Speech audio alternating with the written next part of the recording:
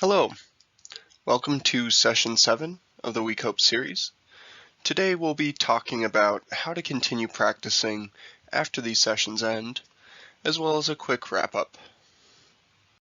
We're going to begin today similar to how we begin all of our sessions, with a review of the home practice from this past week, as well as previous weeks.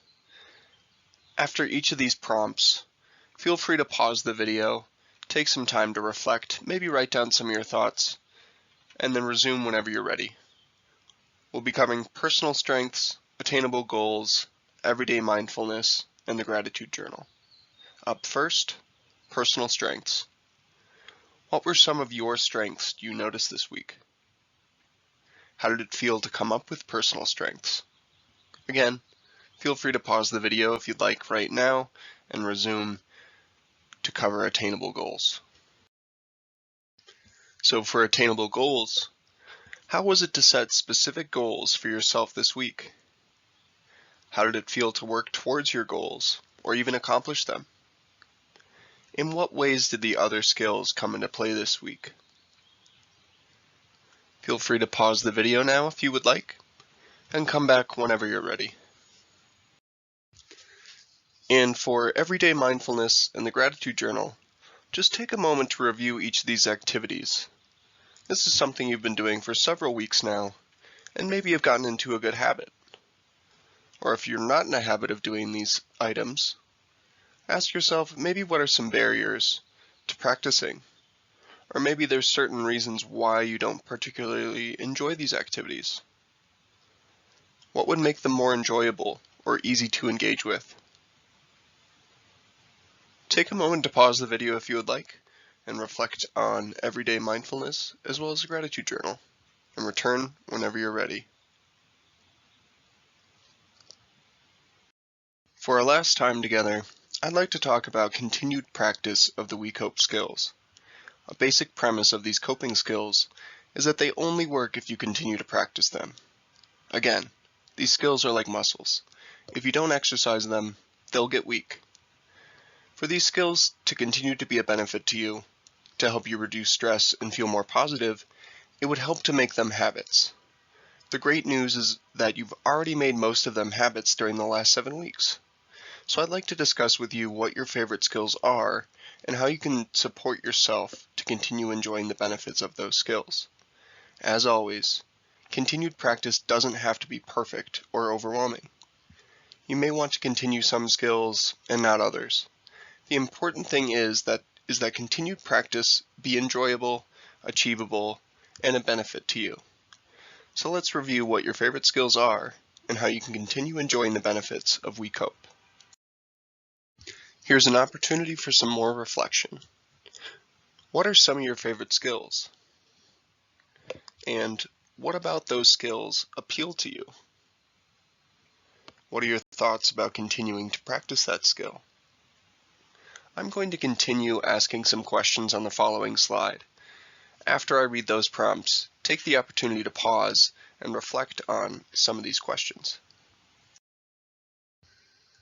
How do you plan to fit it into your routine and make it a habit? How often? What kinds of things would indicate to you that the skill was benefiting you? Now take a moment to pause the video if needed and reflect on some of these prompts. This sort of reflection will help you identify which aspects of these skills you really enjoy, as well as what will make it easier to continue working on them. During these sessions, we've discussed things that help you to do the home practice and some things that can get in the way. And you've also identified a few of those items from both sides.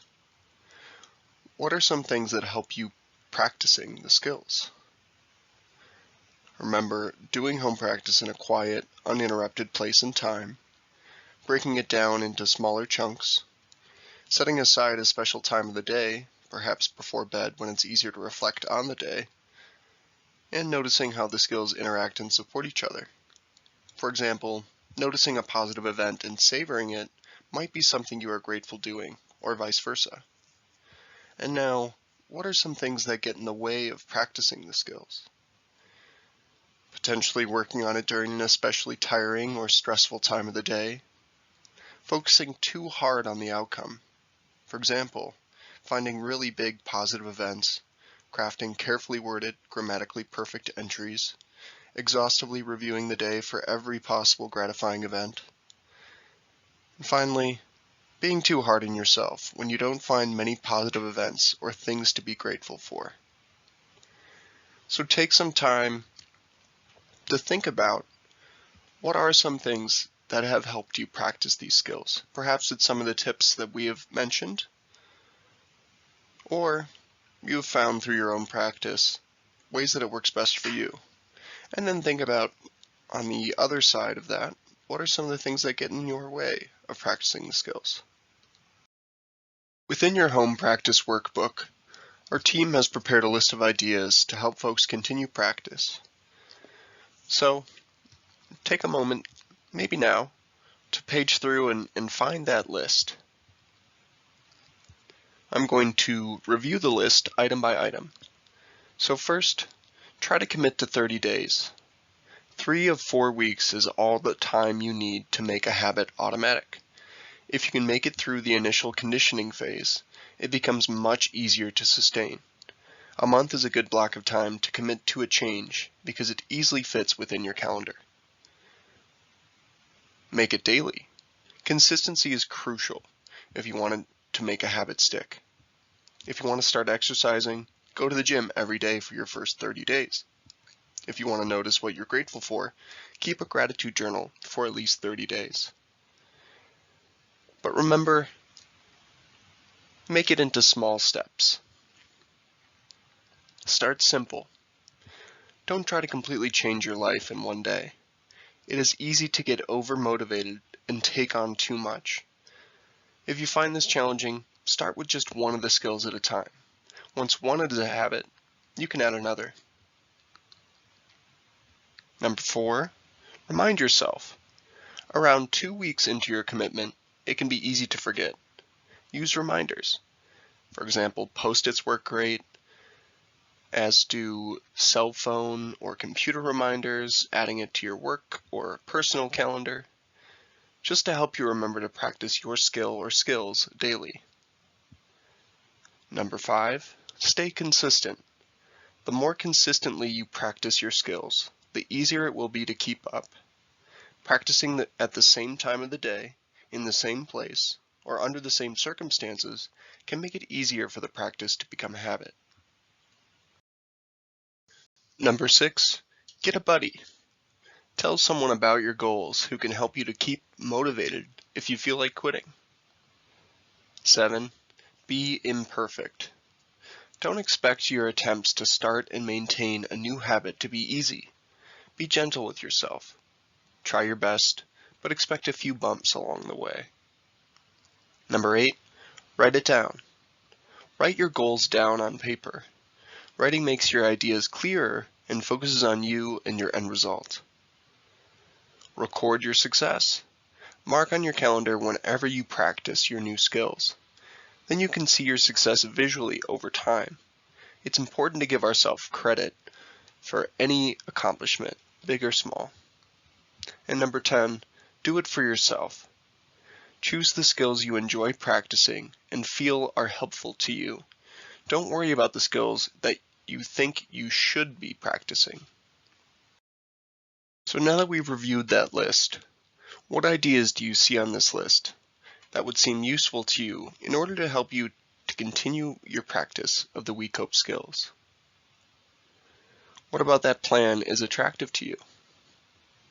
How might you implement it? In what ways might you change that idea to better tailor it to suit your needs? And with that, that is the end of session 7 of the WeCope series, as well as the WeCope series itself.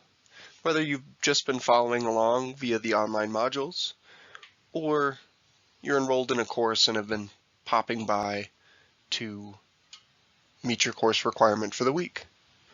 I hope this has been useful to you and that you're able to continue practicing these skills.